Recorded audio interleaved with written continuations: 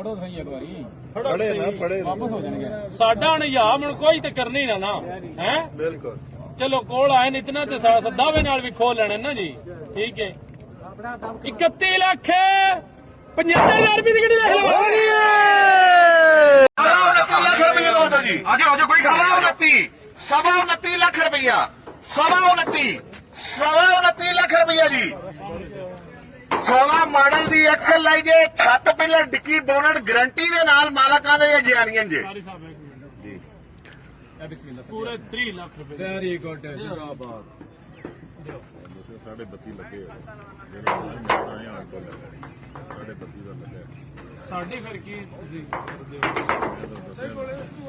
ਮੈਂ ਨਾ ਸਾਰੀ ਗੱਲ ਲੇਕਿਨ ਸਾਡਾ ਕੀ ਅਸੀਂ ਆਏ ਆਟੋ ਲੈਣ ਜਦੋਂ ਲਾਈ ਜਾਂਦਾ ਜਿਹਦਾ ਸਾਡੇ 32 ਲੱਗੇ ਐ ਇਸ ਪਾਰਟੀ ਮੈਂ ਨਾ ਲੱਗੇ ਤੇ ਹੈ ਸਾਨ ਕਿੰਨੇ ਦਿੱਤੇ ਹੋਏ 33 ਲੱਖ ਦੀ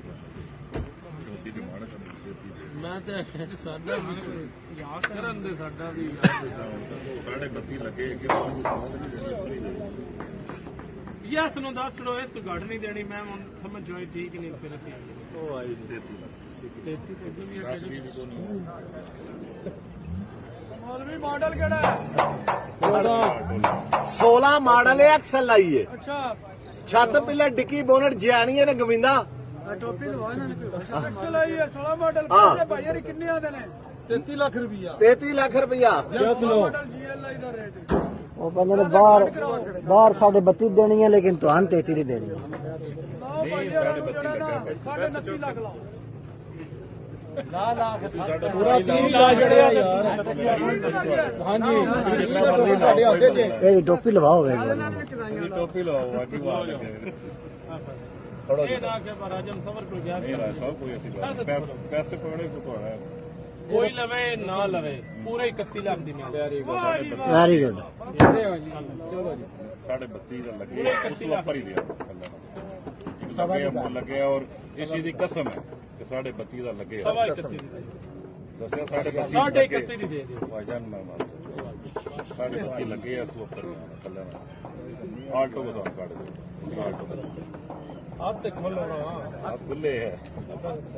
ਫੜੋ ਸਹੀ ਇੱਕ ਵਾਰੀ ਫੜੇ ਨਾ ਫੜੇ ਵਾਪਸ ਹੋ ਜਾਣਗੇ ਸਾਡਾ ਹੁਣ ਯਾਮ ਹੁਣ ਕੋਈ ਤੇ ਕਰਨੀ ਨਾ ਹੈ ਬਿਲਕੁਲ ਚਲੋ ਕੋਲ ਆਏ ਨੇ ਇਤਨਾ ਤੇ ਦਾਵੇ ਨਾਲ ਵੀ ਖੋਲ ਲੈਣੇ ਨਾ ਜੀ ਠੀਕ ਹੈ 31 ਲੱਖ 75,000 ਰੁਪਏ ਦੀ ਗੱਡੀ ਦੇਖ ਲਓ ਜੇ ਬੋਨਟ ਤੇ ਪੈਚ ਨਾ ਹੋਇਆ ਤੇ ਮੋੜ ਫਿਰ ਕੇ ਆ ਜੇ ਹਾਂ ਕਿੱਥੇ ਕਰ ਗਿਆ ਇਹ ਤੇ ਗੋਡਾ ਕਰਿਆ ਬੋਨਟ ਤੇ ਵੀ ਹੈ ਭਾਈ ਤੁਸੀਂ ਆਪ ਆ ਕੇ ਬਾਈ ਦੇਖੋ ਦਿਓ ਖੰਜਰਾ ਕੋਈ ਲਾਈਟ ਤੇ ਦਿਓ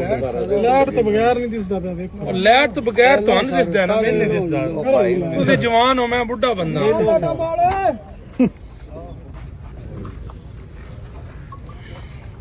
ਥੋੜਾ ਜਿਹਾ ਪੈਚ ਹੈ ਭਾਈ 50 ਲੱਖ ਰੁਪਏ ਦੇ ਉੱਤੇ ਕਿਸੇ ਨੂੰ ਸਮਝ ਆਉਂਦੀ ਹੈ ਫੇਰ ਵੀ ਗਾਰੰਟੀ ਏ ਸ਼ੇਰ ਹੀ ਹੁੰਦਾ ਹੈ।